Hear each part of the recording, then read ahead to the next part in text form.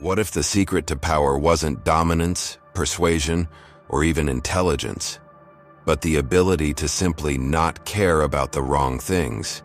Not apathy, not coldness, but a cultivated, conscious, strategic indifference, aimed not at the world, but at the noise that drowns out your focus, your will, and your clarity. Most people are terrified of not being liked. They carry this fear like a second skin. Fear of rejection, of being excluded, of being invisible. They mold themselves into something acceptable, thinking it's survival. But this isn't survival. It's spiritual erosion. Every time you say yes when you want to say no, every time you laugh when you want to stay silent, every time you agree just to be liked, you chip away at your center, and slowly you forget who you are. Indifference is how you reclaim it. To be clear, indifference is not emptiness. It's not the absence of feeling. It's the act of deciding where your feelings go. It's protecting your internal landscape from being colonized by every voice, comment, opinion, or demand that crosses your path. In a world that profits from your overreaction, indifference is a kind of rebellion. They tell you to care about everything, about how you look, about how you're perceived, about fitting in, about the right opinions, the correct expressions, the acceptable emotions. They need you to care because if you care about all of it, you're too exhausted to resist any of it. But the moment you stop, really stop chasing acceptance like oxygen, the game begins to break. Suddenly you see the mechanics. You notice how approval is a currency used to buy your silence, how outrage is manufactured to distract your focus, how shame is weaponized to keep you small. And you start to remember something that was buried beneath all that noise. You were not born to be a mirror. You were not born to be a projection screen for others' expectations. You were born to be, fully, freely, without apology.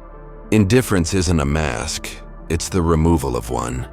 Because when you stop caring whether or not they approve, you stop filtering your words, your movements, your life through their comfort. You begin to speak without dressing up every sentence in disclaimers. You begin to act without asking 10 invisible committees for permission. You begin to move through the world without explaining yourself. And that's when you become dangerous. Not violent, not cruel, but immune, unshakable, unreachable by the cheap tricks of shame and social pressure that control most people. But let's not pretend it's easy. Cultivating true indifference means walking through fire. You'll disappoint people. Some will leave. You'll be called selfish, cold, arrogant. Your name will be misunderstood in the mouths of people committed to misunderstanding you. You'll feel the chill of distance where there once was familiarity. But on the other side of that, peace. Not the fragile peace that depends on being liked, but the unmovable kind that comes from knowing who you are, regardless of who approves.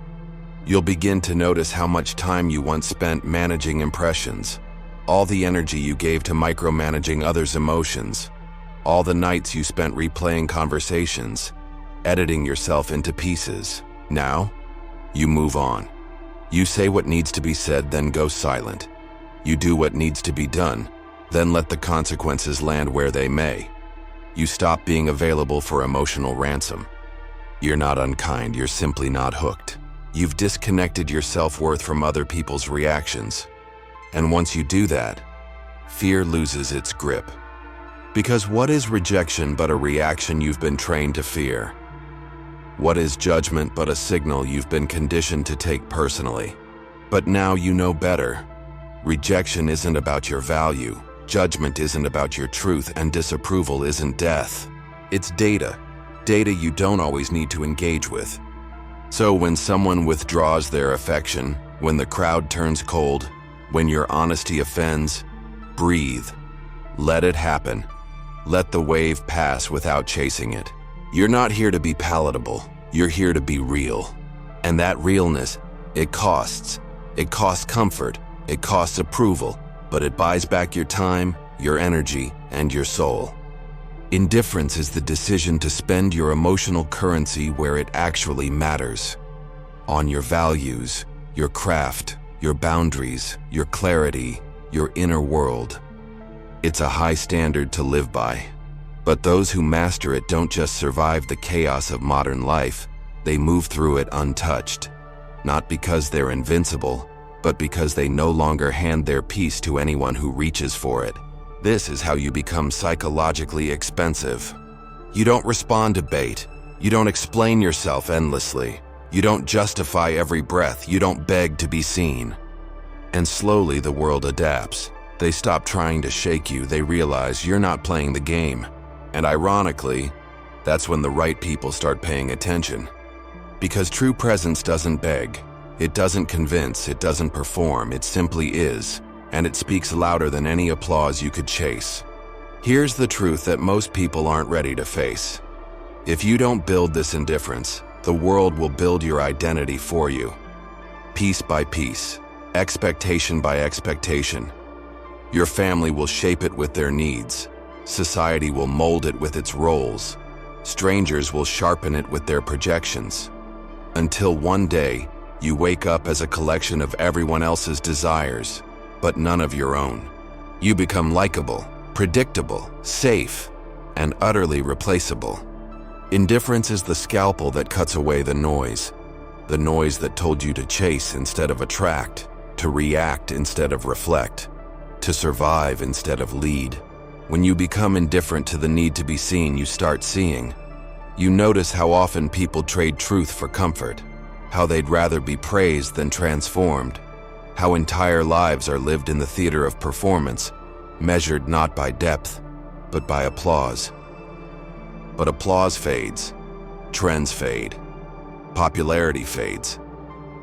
The question is, when the lights go out, do you recognize yourself in the mirror? Indifference helps you answer yes. Because now you speak less but with more weight. You enter rooms quietly, but shift the energy. You no longer chase peace. You are peace. Not because you escaped the world, but because you stopped letting the world invade your nervous system. It's not that you don't feel anymore. It's that your feelings are yours. Not borrowed, not imposed. Yours. You stop needing validation, and ironically, you start receiving it. Genuine, not manipulated. From people who see you, not the performance. From people who respect your silence more than they ever respected your noise. And as your tolerance for chaos drops, your standards rise. You choose where to invest. You realize most people aren't rejecting you. They're rejecting the boundary they can't manipulate. Let them. That rejection is freedom in disguise. You owe no one your constant availability, your constant agreement, your constant softness. You owe yourself the protection of your mind, your energy, your mission. Indifference is not a shield to hide behind. It's a discipline to live by. The kind that says, I will not be guilted into emotional labor. I will not negotiate with disrespect. I will not explain my intuition. I will not answer questions that aren't asked in good faith. And the ones who don't like this were never here for you. They were here for your compliance. Let them go. In this space you create, this silence, this sovereignty, you'll discover something strange. The more indifferent you become to controlling others' perception, the more magnetic your presence becomes. Not because you're louder, but because you're real. And in a world addicted to filters and facades, real is rare. That's what indifference gives you: rarity, clarity, power. So take it. Let go of the need to be understood, to be approved, to be celebrated. Let it all burn. What remains is what was never dependent on their applause, your truth. Let this be the version of you that rises from the ashes, quieter, sharper, focused, free. And if you're still here, still listening, it's not an accident. You're already different, you're already awake. So go further.